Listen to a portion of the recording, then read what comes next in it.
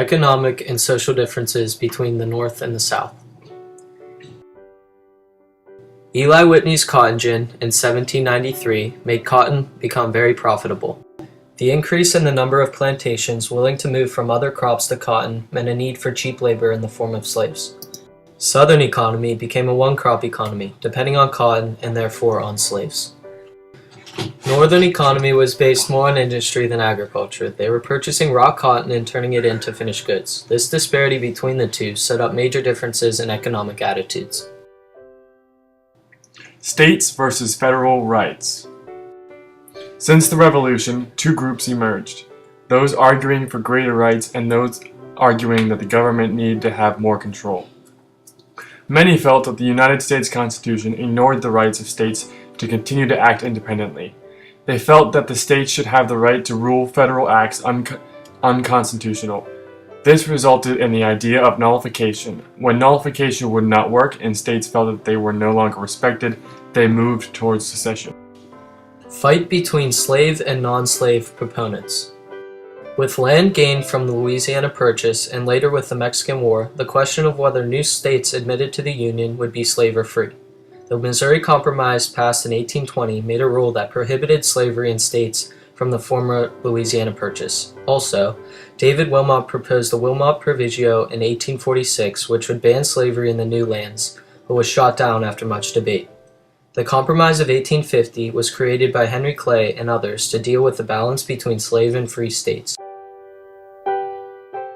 One of the provisions included the Fugitive Slave Act, which lit the fire of the Underground Railroad. Another issue that increased tensions was the Kansas-Nebraska Act of 1854.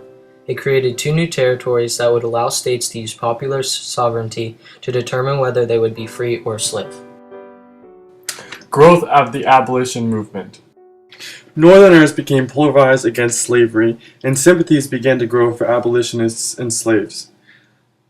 The publishing of Harriet Beecher Stowe's Uncle Tom's Cabin, the Dred Scott Case, John Brown's Raid, and the passage of the Fugitive Slave Act all added to the abolitionist movement.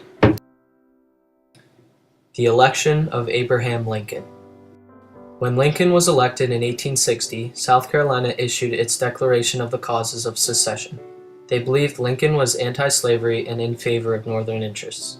Before Lincoln was president, 7 states had seceded from the Union: South Carolina, Mississippi, Florida, Alabama, Georgia, Louisiana, and Texas. The top events leading to the Civil War.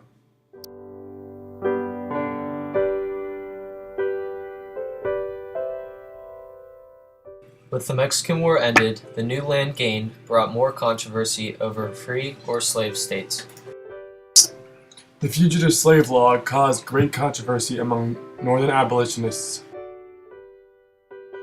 Uncle Tom's Cabin made Northerners aware of the plight of the Southern slave. Under the doctrine of popular sovereignty, anti-slavery immigrants from the North clashed with armed pro-slavery groups from Missouri. President Brooks, a slavery advocate, attacked Charles Sumner, an abolitionist, over an anti-slavery speech. The Dred Scott Case increased tensions between the North and the South in terms of slavery ownership and freedom. This document permitted slavery, excluded free blacks from living in Kansas, and allowed only male citizens of the United States to vote. Activist John Brown led a rebellion against Southern plantation owners and took over Harper's Ferry. The election of Abraham Lincoln was the last straw in keeping the United States together. After this, Southerners seceded from the Union.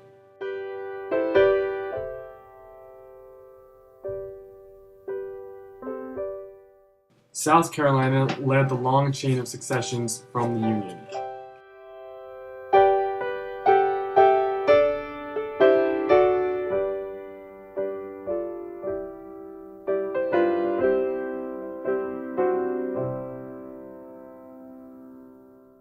The Battle of Fort Sumter was the bombardment and surrender of Fort Sumter in South Carolina that started the American Civil War.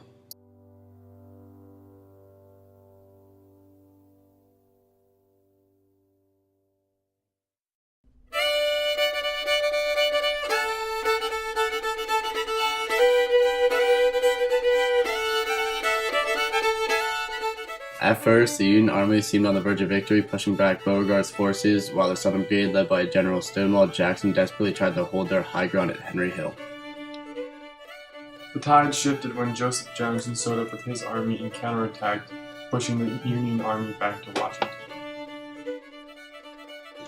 This battle showed Lincoln that McClellan is unable to man an army, and on the other side, gave Robert E. Lee a chance to lead the Army of Northern Virginia.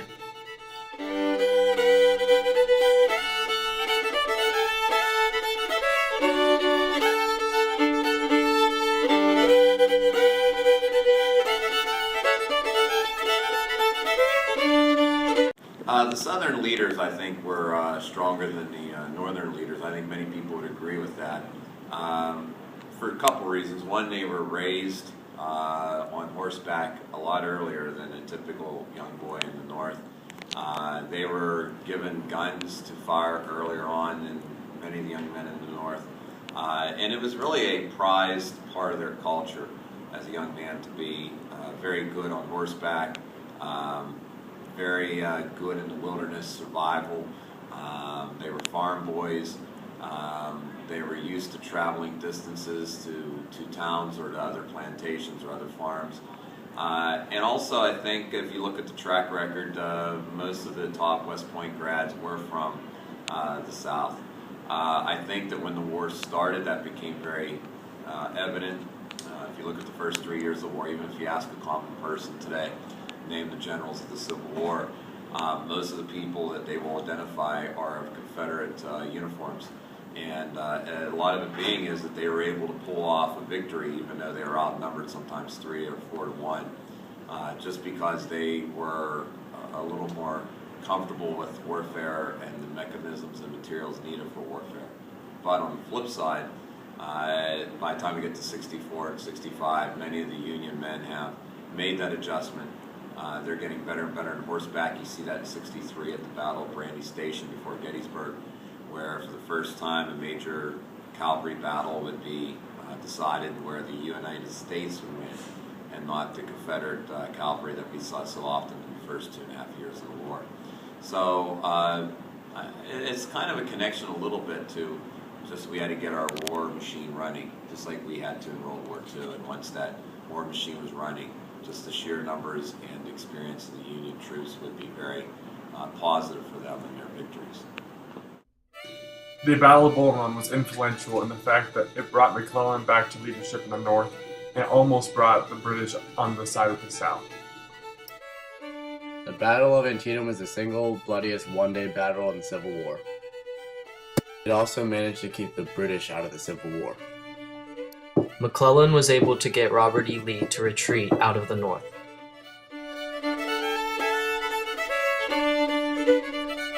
Emancipation Proclamation by Abraham Lincoln.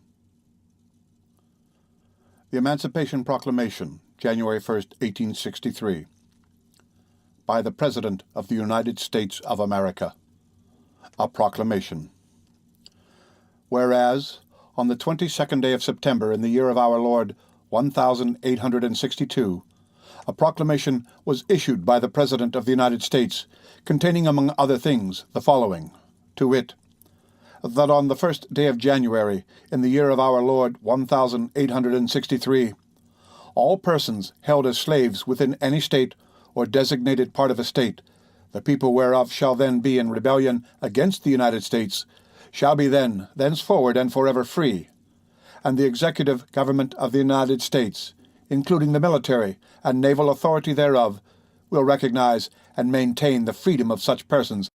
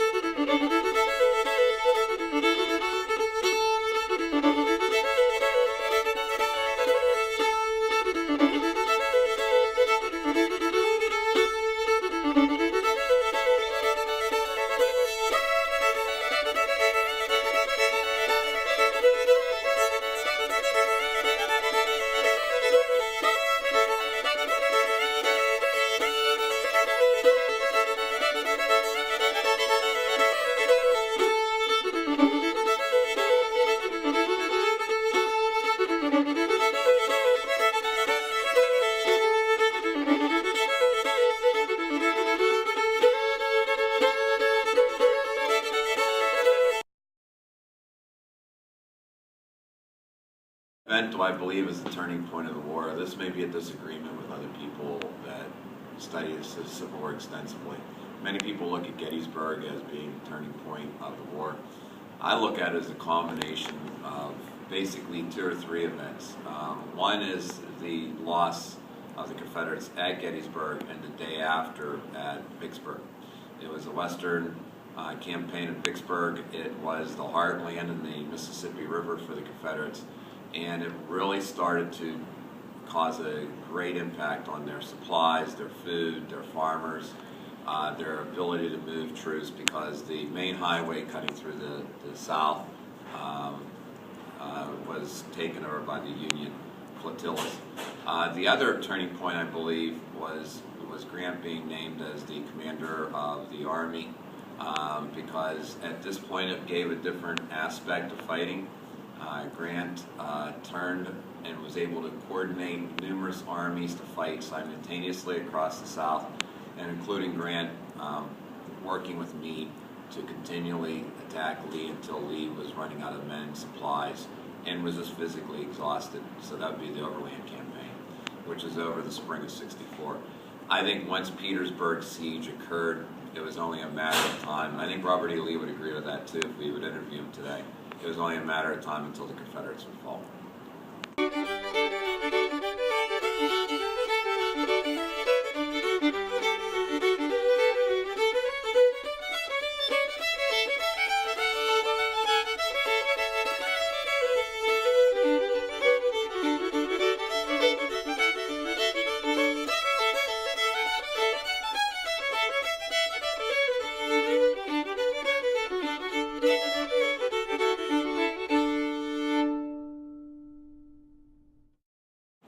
Could you please evaluate the relationship between Lincoln and McClellan?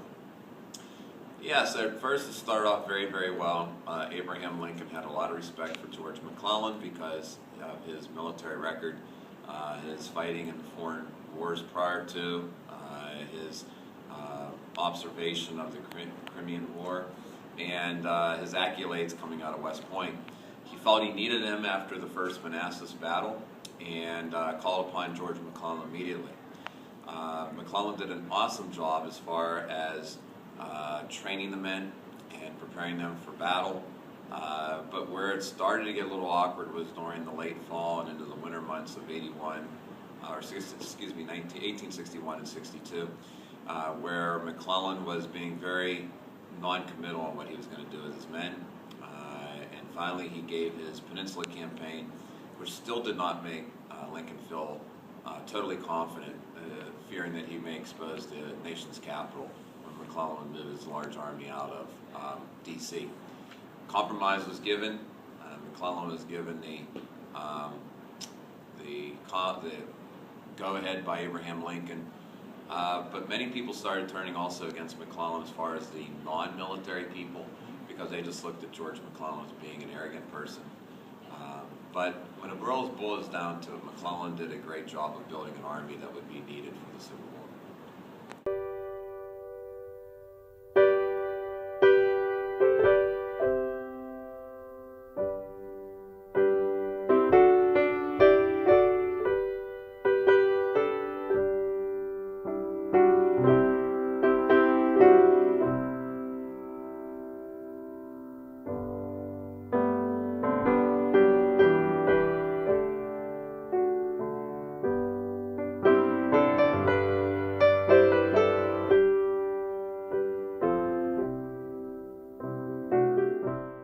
Sherman and his army marched across Georgia to defeat the rebellion still fighting.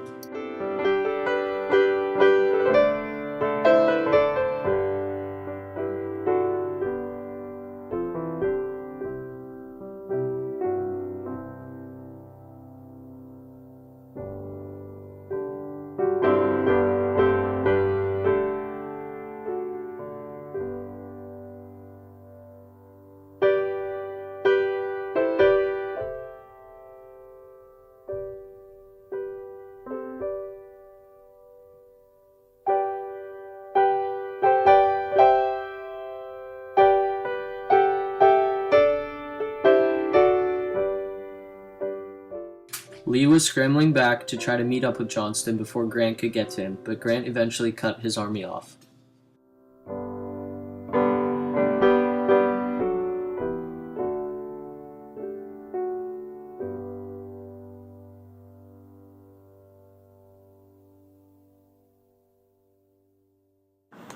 What was the main difference between Grant and the other failing commanders?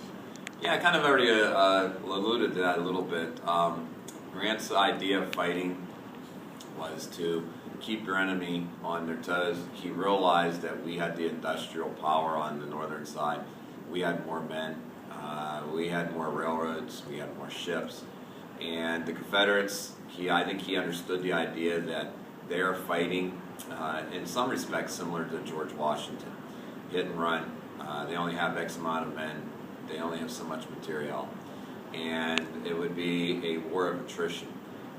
We would see it again, I believe, with Japan in World War II, where they just ran out of material, they ran out of men, they ran out of an air force. And I think Grant saw that, and he realized that although it may be very costly at the outset, that if we fight in numerous fronts, the Confederates just don't have the ability to defend their land.